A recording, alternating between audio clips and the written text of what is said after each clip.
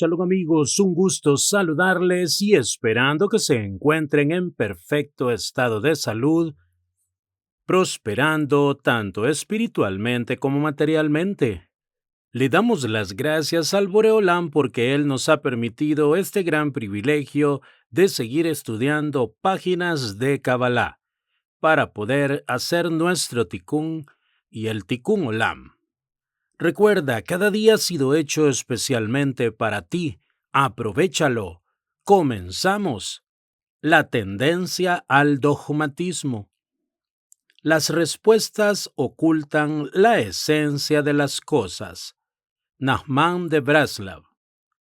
Es preferible declarar nuestra ignorancia de las interconexiones reales de las diferentes energías que explicar la totalidad a través de una variable exclusiva, como si dicha variable fuera el fundamento total y único de todo el sistema.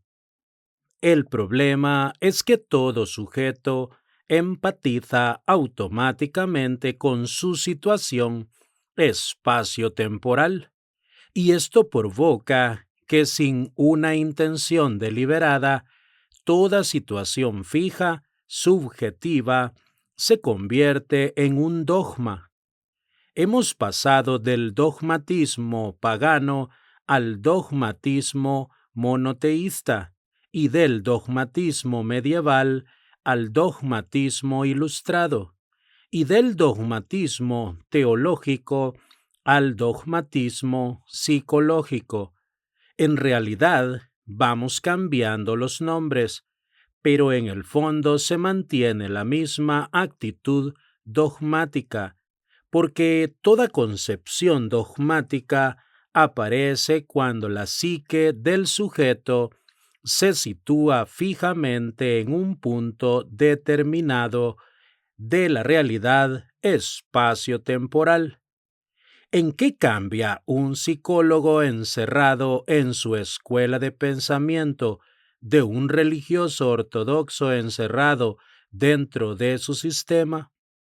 Los dos parecen que piensan, y en verdad piensan, y mucho, pero el problema es que otorgan validez a sus ideas dentro de un sistema cerrado autorreferencial. El misticismo judío aplicado a la psicología debe destruir todo dogmatismo, porque el dogmatismo es la visión cerrada, consecuencia inevitable de posicionarse de modo estático desde algunas de las dimensiones como si fuera la dimensión elegida el único fundamento de toda la realidad. Un tipo de dogmatismo encubierto es el que podemos encontrar dentro del dogmatismo axiológico, que pretende la inflexibilidad de los valores socioculturales. Cerrar un esquema sociocultural provoca un aumento automático del dogmatismo. Poner en cuestión la validez de los valores sustentados por la sociedad no implica en modo alguno carecer de valores, sino por el contrario, elevarnos hacia valores más refinados. Defender un cierto tipo de dogmatismo axiológico puede provocar una inflexibilidad social incompatible con el crecimiento del nivel de conciencia general. Marx se situó en Malhut, la materia. Freud se situó en Yesod, la pulsión sexual. Adler se ubicó en Geburah, el poder. Jung en Jochma, la raíz de los arquetipos. Aristóteles y sus seguidores. Y dentro del campo del pensamiento judío, Maimónides se situaron en la Biná, el entendimiento. Todos los artistas, los músicos, los pintores, etc., se sitúan dentro de la dimensión de Netzach. En la Biná y en la Jochma cosmogónica se pueden situar los físicos y los matemáticos. Si estudiamos toda la creación humana, tanto la material como la conceptual, podríamos ir situando a cada pensador y a cada creador en alguna de las dimensiones del árbol de la vida. He aquí el problema central de la humanidad, porque hasta que no reconozcamos los condicionamientos básicos desde las dimensiones donde operamos, no vamos a comprender la realidad en sus interconexiones reales y seguiremos creando dogmas. En realidad, los dogmas siempre tienen seguidores que buscan una seguridad ilusoria y es muy difícil crear un movimiento sin un dogma central. El destino del libre pensamiento que propone el misticismo judío a través del Da'at, el conocimiento, no crea un movimiento de masas, sino que crea seres libres dentro de una relación directa con el Ein Sof. Y cuando el ser humano profundiza sobre su relación personal con el Ein Sof, logra la mayor libertad posible y extrae toda su potencialidad interior. Quien avanza realmente hacia el Ein Sof, aumentando sus niveles de conciencia, necesariamente destruye toda posición fija y no puede sostener ningún dogma cerrado, autorreferencial dentro de este mundo de la fragmentación. La diferencia objetiva de estos 10 dominios explicativos diferentes o sefirot es la que produjo la primera fragmentación de la realidad antes de la aparición de las fragmentaciones subjetivas de la psique. Esta fragmentación se produjo, según los grandes cabalistas, dentro del propio Ein Sof, creando el universo de Atzilut, la emanación. En la información interior del Ein Sof existía en potencia la posterior realización material de las 10 manifestaciones. En realidad, las 10 dimensiones no se manifiestan en Atzilut, sino en el universo de Briah, porque para que puedan ser manifestadas, se necesita de las variables del tiempo y el espacio, es decir, se necesita de la aparición del vacío. El vacío es la causa de la aparición del tiempo y el espacio.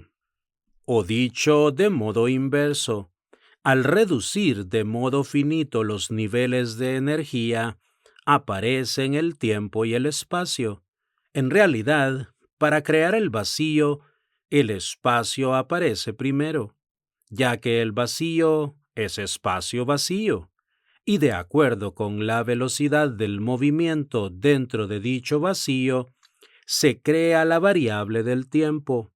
Por ese motivo, la relación primigenia es Keter Malhut, porque es la relación que causa la aparición del espacio, y tras la tensión entre Jochma y Binah, se produce el nacimiento del factor tiempo, y con las velocidades dentro del espacio vacío son diferentes. Entonces se crean las diferentes realidades subjetivas dimensionales que denominamos como sefirot.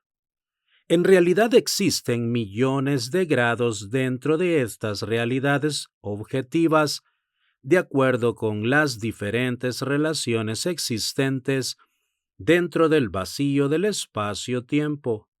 Si el Da'at, el conocimiento, es la interconexión de las dimensiones, debemos entonces percibir la realidad tomando en consideración 3 puntos fundamentales. Número 1. Existen 10 realidades objetivas diferentes producto de la primera gran fragmentación de la manifestación del Ein Sof dentro del vacío. Esto produjo la aparición de verdades válidas en cada nivel e inválidas si son aplicadas en niveles diferentes. Número 2.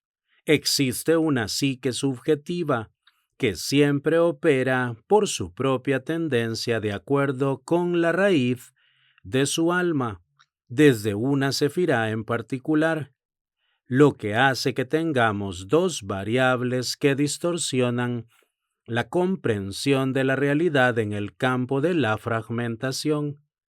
Por una parte, la división objetiva del primer punto y por la otra, la fragmentación subjetiva del fragmento finito de nuestra posición.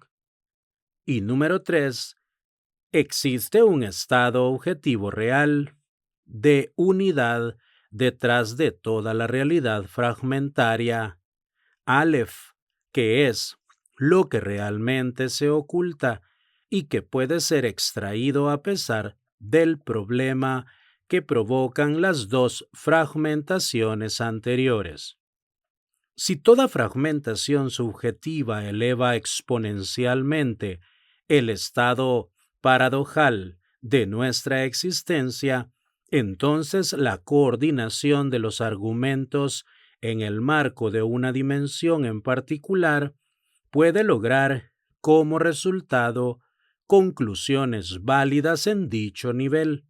Y si somos conscientes de estas vestimentas que ocultan la verdadera realidad del Ein Sof, entonces podemos comprender mejor nuestra situación. Nuestra situación subjetiva finita provoca una aguda distorsión de la realidad objetiva. Si en una segunda etapa conciliamos la fragmentación objetiva de las sefirot, comprendiendo el estado de simultaneidad dimensional, donde operan todas las dimensiones y donde cada una de las sefirot requiere un tipo de energía en particular, entonces logramos la armonía interior necesaria para alcanzar el tercer estadio al que debemos intentar acceder, que es el de la paz interior al adquirir la conciencia de nuestra sustancia divina eterna. En este último nivel, que no es un nivel estático, es donde logramos la experiencia de la trascendencia. Amigos, hasta aquí la lectura de este día. Hashem bendiga la obra de sus manos. El Boreolán mande Parnasá Tová a sus mesas, tanto espiritual como materialmente, y que la luz de la Torá ilumine sus rostros. Hasta la próxima, con la ayuda del Boreolam.